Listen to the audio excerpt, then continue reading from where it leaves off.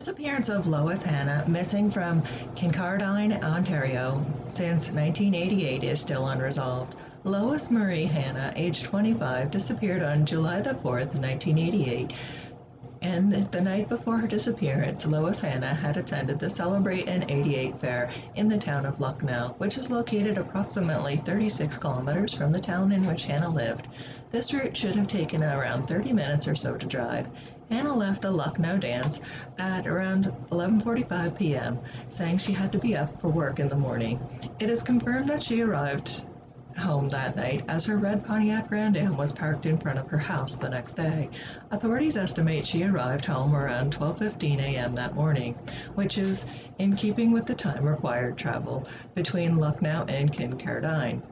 Lois, described as a devoted family person and dedicated worker, failed to report for work at a clothing store on July the 4th, 1988.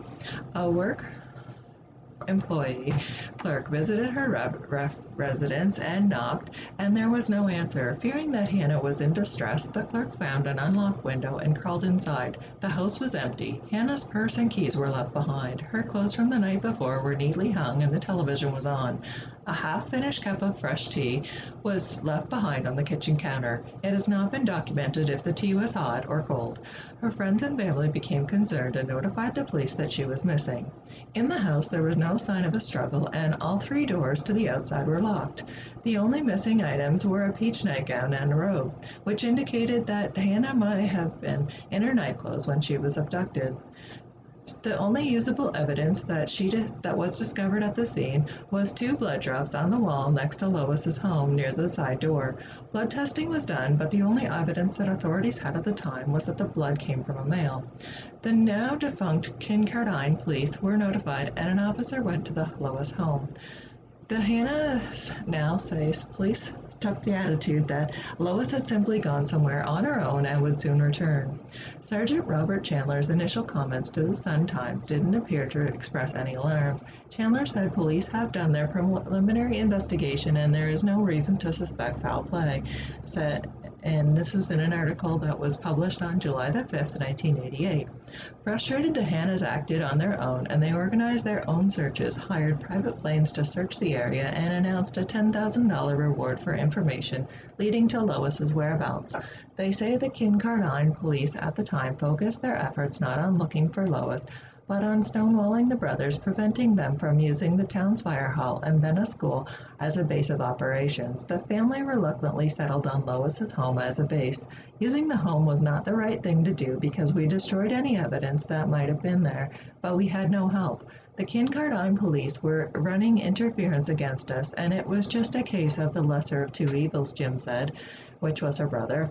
If there was any chance of finding her, it had to happen right away.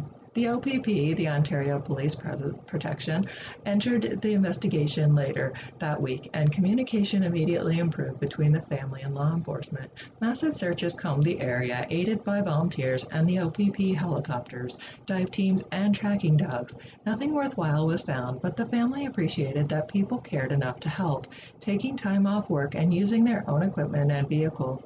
The word went out that we needed help, and there were hundreds and hundreds of people that showed up day after day, Dave said, her other brother. The biggest single demonstration of how your neighbors care for one another in rural Ontario, and we were damned lucky to have it.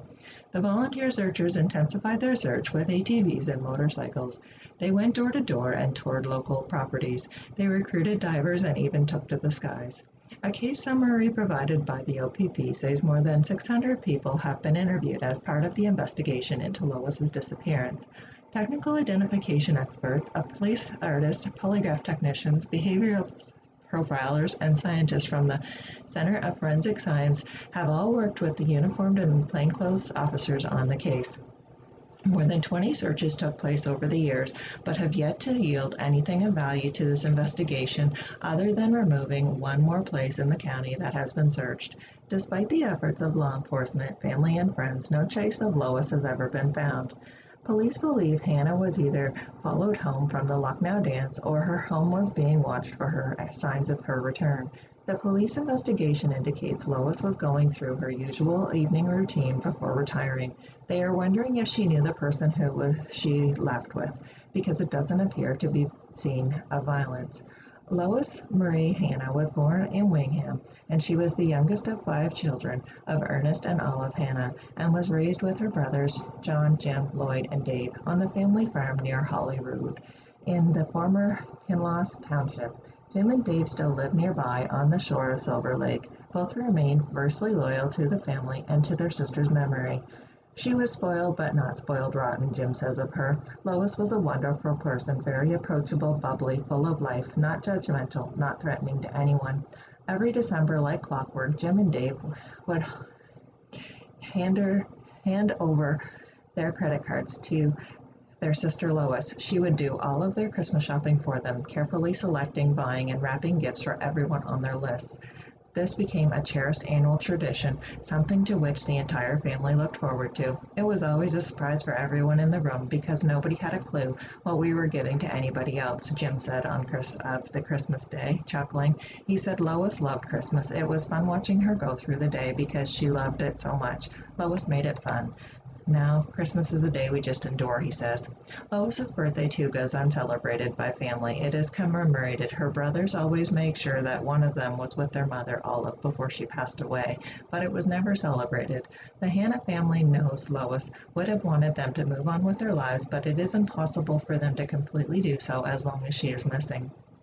We're realistic people. It's been many years, and the chance of Lois bouncing back into our lives well and happy and healthy is probably pretty thin, Jim says, but there's no closure, and that's the thing.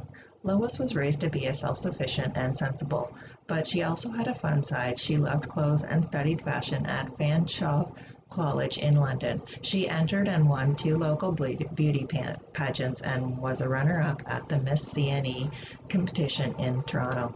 She worked at Mac G's, a women's clothing store in Kincardine, and was good at her job. Her boss, Debbie McGregor, told the Globe and Mail in an '88 interview that Lois was extremely conscientious and responsible, like my right arm, she says.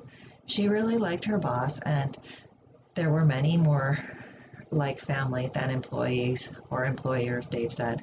Ernest Hanna died in March of 1998, and Olive turned to her family for support. Lois wasn't far away. Not long after her father died, she moved into a bungalow on Nelson Street in Kincardine, and she owned a car, a burgundy Pontiac Grand Am, and spent as much time with her mother as she could. But work and family responsibilities didn't have a monopoly on Lois's time. The Hanna brothers are all in middle age now and have tried to move on. Jim works at Bruce Power and is a member of Huron-Kinloss Township Council. Dave owns the Silver Lake Tent and Trailer Park, and both are fathers, each with a daughter of their own. But time has not eased their pain, nor has it lessened their frustration, anger, and feelings of helplessness. That's especially evident when they talk about the relationship between Olive and Lois. It was special, they say. They were buddies. They used to spend time together because they liked each other's company, Jim says. Olive was in Lois's circle of close friends who were always at the family homestead, always coming and going, but after Lois disappeared, the other girls in the circle found it too awkward to continue to visit Olive. It was just easier for the girls not to show up again, so Mom lost that whole group of friends, Dave added. I wonder, he says he understands why it happened. Nobody knew what to say. People would come up to you and say, we just don't know what to say to you.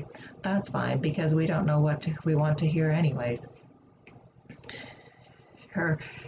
Could you imagine not knowing what happened to one of your kids? That's what my mom had to deal with, Jim said. Hanna said it was painful to watch his mother suffer as the years went by and Lois wasn't found. Olive died in 2013. I miss my sister terribly since she went missing, but I had no idea what my mom was going through, he says, until I had a daughter. Whatever happens, her family will never forget the young woman who brightened their lives, and they're thankful for the 25 years they got to spend with her. You're lucky if you find someone through your lifetime that you enjoy spending time with, Dave said, and we were fortunate enough to have that with Lois. Appeals over the years have kept the case and her name in the public eye. New tips flood in every time an appeal is made, but police seem no closer to tracking the case than they were when she went missing.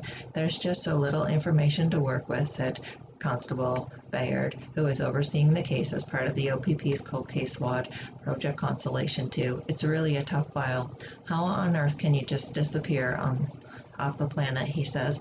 We have a person of interest in mind, but we need more evidence before making an arrest.